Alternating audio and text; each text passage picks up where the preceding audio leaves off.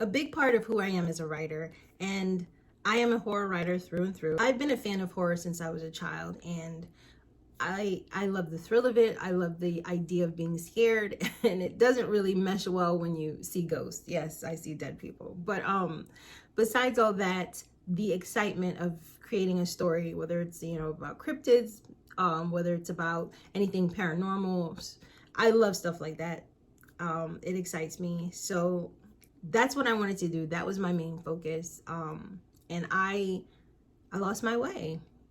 I wasted so much time busying myself with things that didn't interest me. I wasted so much time listening to my parents, pursuing things that I wasn't interested in, and putting my dreams on the back burner. We tend to look back a lot. We put things in perspective by taking a look back, but I don't want you to make the same mistakes I did. I want you to be able to sit in your purpose and flourish, because part of being a writer is being able to, put words on paper. I'm not much of a talker, but I will definitely write. And that's something I enjoy. And it's funny how life can bring you back full circle. And now I'm doing that for a living. I'm a writing coach, and for a professional career, I am a writer, and I'm a social media content specialist. So that really helps me to define who I am as an individual. This is who I've always wanted to be. So why is it that it took me that long to figure that out and to not listen to other people? I was a people pleaser. I really was. And I wanted to make my parents proud. And I wanted to do things that other people would say, wow, that's impressive. It's funny that when you say you're a writer, some people find it impressive and some people don't. And I get it. But if you really think about it, we survived COVID. If it wasn't for writers, we wouldn't have made it through. Writers are the ones that create the TV shows, the movies, the books, whatever it is, that you're looking at online content, that somebody wrote that. So think about those things before you, kind of snub your nose to people who write or create art. It's really important for creatives to understand that there is a place for them. There's a place for you. You have purpose. As a horror writer, I have had to deal with some adversity in my life. When I was a kid, my parents weren't very supportive of my dreams. And I think it's huge when you're a parent and you have a child that is interested in a particular thing, but you're pushing your child to do something else. And I understand parents mean the best. They do. And it's not a healthy thing, because what that child does later on is they may resent the particular thing that they chose or the particular career path that they chose as an adult. And it's best to harness that child's skills and abilities. What the adult does later on is they revert back to all of that. They generally do, or they push that thing so far behind them that they'll never look back. So you have two edges of the sword with that one. And I think that it's super important to be able to encourage your child, to bring materials around them that represent whatever gift they were born with. And it's really up to you to determine what you're good at. And with me, I was a good writer as a child. I mean, I wasn't great, but it was something that I was into. And my parents were like, no, go study medicine, be a doctor, be a nurse. And in my heart of hearts, that's not what I wanted. I ended up going to college and I studied journalism. I started off in journalism and broadcasting. I wanted to be an anchor, and that was another dream of mine. But I had a professor that wasn't great, and combating with her constantly about things, and we just didn't see eye to eye. And instead of me just going to another school, because she was the only one that taught those courses, so I couldn't escape her, and instead of me just trying to go to another school and still pursuing that, I more or less let someone talk me out of my dream. So it started with my parents, and then it started, it was reinforced by that particular professor. And I felt lost. I wanted to do journalism, and I have regrets why I didn't pursue it. So I ended up doing psychology, which I ended up loving. Psych is my second love, I guess. I love learning about the human mind and behavior and so on, and it is applicable to what I do currently, but at the same time, it wasn't my dream. So fast forward some years later, I am nearing, I'm in my late 30s, and I am going to be published. Like, that's what I wanted to do, and it made me happy. That gave me joy. I found my purpose. And now currently that's what I do for a living. I'm a writer and I help other writers. As a writing coach, I help other writers become unstuck. And generally, them being stuck in the first place or not being able to write their manuscript is because of fear. We let other people dictate what we should be doing, or we have this anxiety because we're so afraid to let go of what we're holding on to, which is our writing. We don't want to share it with people because we're afraid of judgment.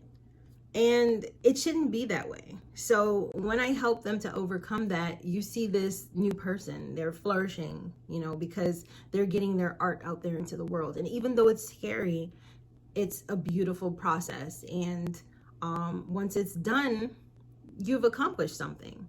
So I think it's really important for people to pursue their dreams. It's something that I think should be taught everywhere.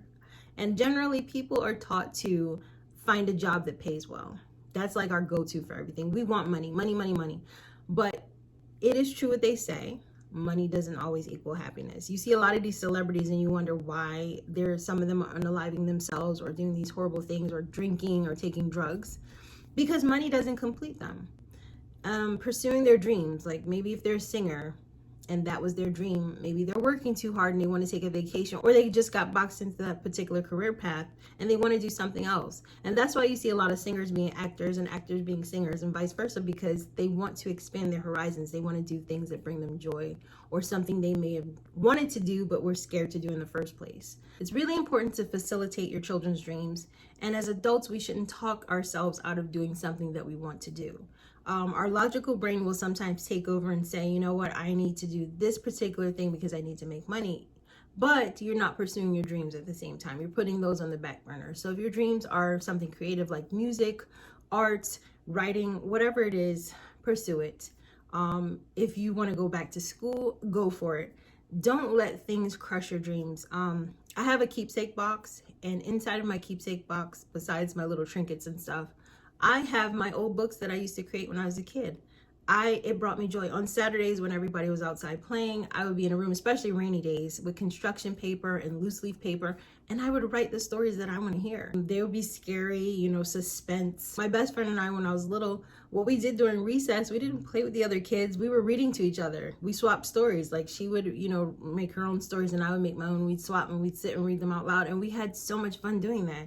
And now as an adult, me writing books and short stories and so on, that brings me joy. That makes me happy. So this is just a message to you to remind you to stop, take time out, figure out the things that bring you joy, figure out your dreams and your goals and pursue them, chase them wildly. And on your journey, you're going to hear the word no.